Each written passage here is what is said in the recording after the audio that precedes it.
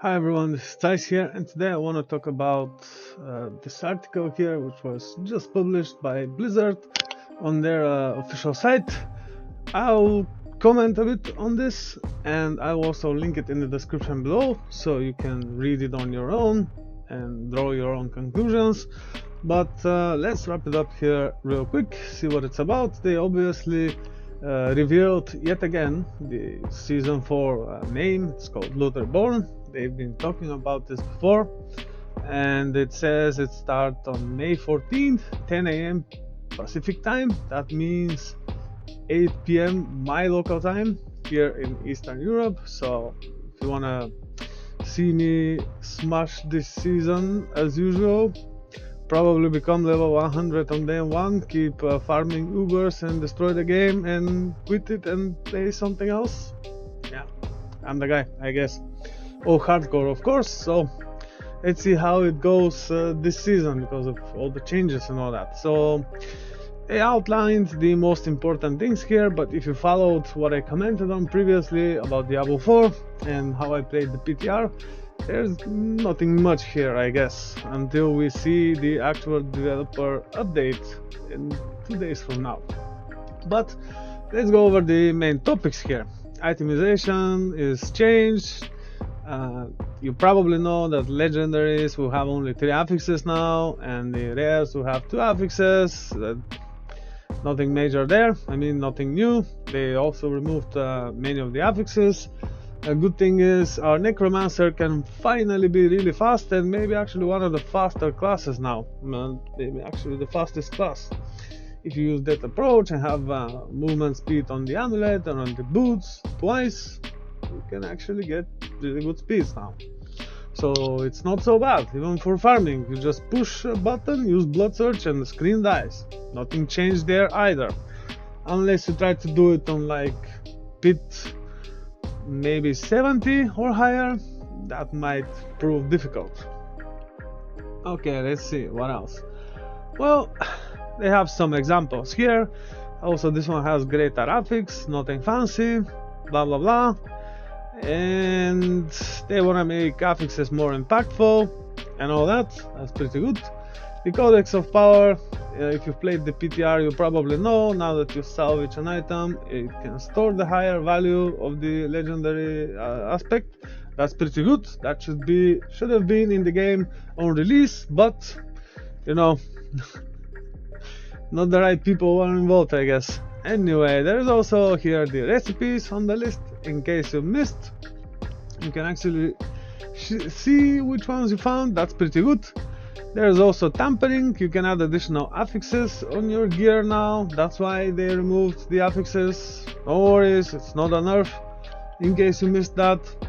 That's pretty good. The problem is you oftentimes might roll something you don't actually need, and especially if it's like a good item with good greater affixes and all that. We'll see how they solve this problem. But you know, it's basically the items are now easily bricked, but they're not so hard to find now. That's the thing. So there's kind of balance here.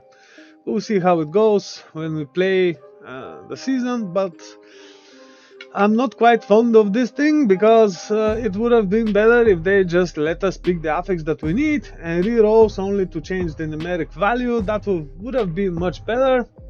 Especially, I guess, hardcore players would really appreciate that. Anyway, but I guess they want us to keep playing, right? And which in a seasonal action RPG game, especially after the first 2 or 3 days or up to a week, and then pretty much you don't have anything to do. So maybe that's what they want us to do: farm gear, keep attempting higher difficulty stuff. Well, we'll see how that plays. Okay, crafting manuals. You need to actually perform those actions, but the problem is there's something I didn't like. Again, on this, when you use one category, well, the first row is free, right? That's good, but you can't use the same category on the same item again. And in order to get to master working, you have to get your item fully tampered. I mean, use at least 2 categories. Okay. the risk here is good, so maybe I can relate this to like Val Orbs in PoE or something. It has similar risk and reward potential, maybe. Anyway, so those can be found anywhere, but probably also will be found on the seasonal journey. We'll see about that, how it plays. So they also mention here you have like weapons, offensive, defensive, mobility, utility, resource, and you can apply those things depending on the item type and the recipes you find. That's pretty good. This system is really good, and I wonder why they didn't include it on game launch, because it's like, I don't know, new game should have some stuff like this, and I think Diablo 3 has similar stuff, but I have no idea why they didn't include that much crafting in the game release. You know, it was too early. Anyway, it's obviously doable, so at least that's in the right direction. Let's see where it goes from now. Well, they talk here on masterworking, like I was referring to it before, and it basically is like the upgrading the items. Before it was only up to 5 times, well now it's up to 20, but requires different materials you need to get from the pit, right? Okay, rarest materials found within the deepest mines and caverns. Well, it's in the pit, right? Here they explain what it is, but I already did. This is actually important. When you hit level 5 and 10, well, no, 5, 9 and 12, wait, so it's like every 4th level, yeah? You hit an affix, it bumps it up, and if you hit it once, it becomes blue. If you hit it twice, it's yellow, and if you hit it 3 times, it becomes orange. So it's easily distinguishable which affixes on the item are being masterworked and being bumped up additionally, not just by 5%, right? Greater affixes are something really cool as well, because they do this bump in advance before you start any crafting, 1.5 times better. So let's say something has 100 intelligence, if it's a greater affix, now it's 150 intelligence. You get the idea. So probably many people will be looking for damage reduction, greater affixes, right? Because damage reduction will be extremely rare now. We can finally down hardcore in this game. There will also be no death evasion elixir, so I expect many people to either move from hardcore or just die a lot, which I don't know, we'll see how it goes. But hardcore is finally hardcore. Gems are bumped up, not that we care. Probably everyone will place rubies on their gear, and the respective gems to get resistances, like on jewelry. Let's see how it goes now. Well, the new thing is also Helltide is Reborn. If you played PTR, you probably know the new events, the new monsters, the new things, threat levels, and becoming health marked. I mean, come on. If you play Blood Necromancer, you just walk around and push a button and everything dies. Nothing changed there. I mean, it's like the best build for farming, especially now that it can be moving really fast. So fuck you, sorcerers. Yeah, for real. Okay, let's move on here. Unholy Blasphemy, a cursed ritual where you summon the Blood Maven here. From what I remember, she was very dangerous, and later on in the PTR she was nerfed, so I don't know how this will go. And unfortunately we don't have a solo mode in this amazing action RPG game, so we don't know. But I remember many people died when I went to do this event. Actually, when I tested some things, I actually died as well, but it was mostly on purpose, so I can test like her damage and stuff. And the dangerous thing there was vulnerable. So being vulnerable now in season 4, that's gonna be a big thing. So if you become vulnerable, just keep away, run away, because there's no way to counter it now that we don't have much damage reduction. and I found it to be problematic even in cases when I had like 60k life. You can die. That's a thing now, so be careful. Alright, Baneful Hearts, blah blah blah, those are when you open the chests and you can use it to summon this bitch here, and the more you contribute to the ritual, the higher the loot, right? Yeah, they actually said it here. I didn't read the article, just saying, but it's basically things that we already know, mostly, looks like. Helltide is going to be in World Tier 1 and 2, so that's probably going to be the new leveling thing. There's also this elixir here, which we can use to bump it up, bump the monsters 10 levels, so that's probably mostly going to be a thing after we reach like level let's say 90 and 100, so we can get better rewards when we're pretty much maxed out, so we can farm faster. I wouldn't really recommend using this earlier, especially on hardcore, because there's no point in having monsters being more than 10 levels higher than you, because you get the same experience and they're already 3 levels higher than you, so I don't know, not really optimal. Might work, and you might also die, so I don't know, we'll see how it plays. And there's gonna be new events. They learned from the Blood Harvest event from season 2, and they included some kind of events which reminds that. I found this in the PTR, we'll see how it plays. Maybe they will also keep adding new stuff, but what I consider, I don't know, maybe they should have left the Blood Harvest, like keep more of the content from the game, from the season, keep it in the core game so we can have variety of ways to do the same thing, right? But I'm not Blizzard, so I don't know, just an opinion. Feel free to disagree, let me know what you think in the comments. Let's see, your greatest challenge, the pit. Not really a challenge, but if you don't have damage reduction, especially on higher tiers, maybe after tier 120 something, if you don't have good defenses, it kinda might feel like you're playing an arcade game like Pac-Man, so you either one-shot things or either things one-shot you, so not really hardcore friendly, but what can I say, just look at this.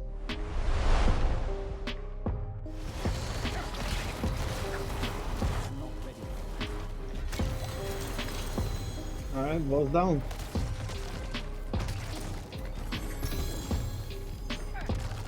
So expect videos on this build and others I did during the Diablo 4 PTR on my YouTube channel. Looking forward to doing this on seasonal hardcore. Why it stays longer than the Bone Storm, I have to like activate it and all that, there's no way, okay. But I don't consider this a good run. I'll upload it anyway. Okay, so to get this we need to get from a quest after completing a tier 46 nightmare dungeon. This is the point where we usually will be level 100, right? Well, probably earlier, but anyway. And we're gonna collect the rune shard and then move on to the pit to be able to craft our gear. So this is now where the actual game begins, maybe after, let's say, 50 to 20 hours if you play in a group, or maybe if you're an insane speedrunner, or if you play solo, maybe after 20 something hours you get to the interesting part of the game now. So let's see. What else? The pit can be entered in groups, which is kind of not group friendly, but is what I think they should do with the bosses, because now doing bosses without being in a group makes you kind of feel stupid. I hope you get the idea. No offense, but it's just the way it is right now. So what I'm hoping here is that they include this kind of reward system for the bosses as well, because I usually play solo hardcore, so I don't really care about groups unless there's some kind of advantage like this, like why go do the boss solo? Well, I can kill it 4 times with the same materials. Why? Okay, so hope they improve on this, and let's see how it goes. And Dario joins the bosses finally, and it's actually a good fight, unless you one-shot her. Well, you can't actually one-shot her because of the order of mechanics. You can two-shot her, right?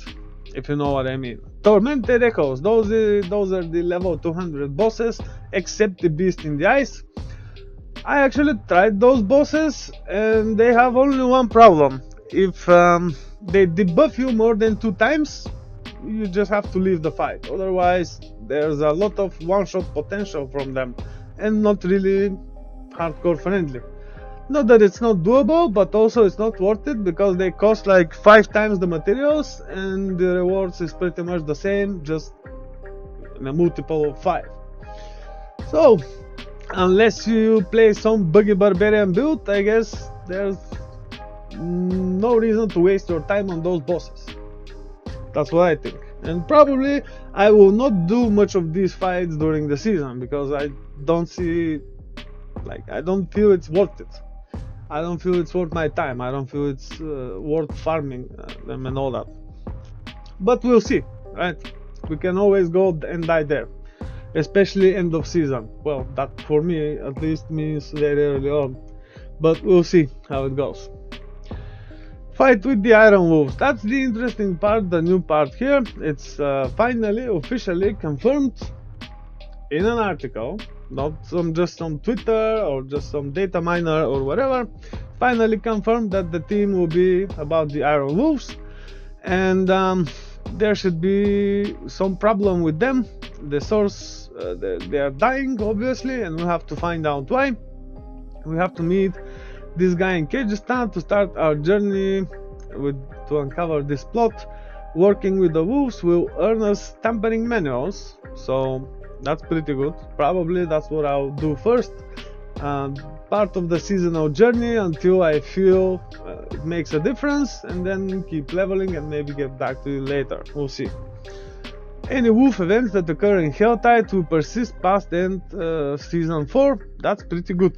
So maybe it will also lead us to doing a lot of Helltide. That will be a good combination for faster leveling, especially having in mind, like, no matter the gear, you just use Blood Search, you just walk around, push a button, and everything dies. Nothing changed there. Just use a shield, use a mobility, and keep pushing square to delete the screen. Same game after all, right? So nothing changed there. And rewards with the season journey and battle pass. Nobody cares, but what I could say about the battle pass that I found the problem before is that you see this here. It's the smoldering ashes, right? The smoldering ashes, when you meet the level requirement, if you don't have the season pass, the battle pass, you don't actually get them immediately. Yes, that's right. But if you paid the battle pass, if you paid for the battle pass, when you meet the level requirement, you get those immediately. And that's not pay to win, of course. Yeah, it's not. It's absolutely not pay to win. But if you don't have the battle pass, the general idea is, even if you have the level requirement, if your bar here, this meter, right, which grows with your experience and the character, if you do not have it, even if you have the level requirement, your bar still has to reach there, and then you get the smoldering ashes. And having in mind that the smoldering ashes could be used for a blessing which provides more experience in a competitive scenario, that's not pay to win at all. Just not at all. I have no idea what I'm talking about, right? But feel free to try on your own and confirm. Let me know what you think about this in the comments, but I believe they should definitely change it because it's not really cool to have this in a competitive scenario, right? Anyway, nobody cares about this probably, but let's see. Let's move on here. Alright, there's same things here. Yeah, some good cosmetics and all that, and blah blah blah. More shop stuff. Guides, nobody cares. And let me tell you why I don't care about guides. Well, nobody told me how to play this game. I didn't check any guides. I didn't check any of the other content creators or guides on websites and all that. And this got me to being like top ranked hardcore player in this game, also on the Gauntlet and the Races 100, because I actually understood how to play my class. Because I know what to expect, what to combine, and when and what to use it. And I strongly suggest you drop the guides, you actually play and learn your class. So whatever items, whatever gear you find, it doesn't really matter, but if you know your class and how to combine and how to use what you have, this is what could make you a master. And this could also help you better understand that you should get to know your class better and not some build guide better, because limiting yourself to a particular build, you will probably end up wasting a lot of time looking for the things like gear required to put this build together. And if you didn't do it while leveling and gathering those things and understanding why they work, you might not even be able to play this build, even though you have the best gear and all that. So don't be the noob who can only play with top gear, and I guess try to die less than I do, right? And actually, talking about this, you might probably want to see my protest video about the crimes committed by Blizzard Entertainment to the Diablo franchise and you, the Diablo community. So let me know what you think about this. But I guess there's not much to add here.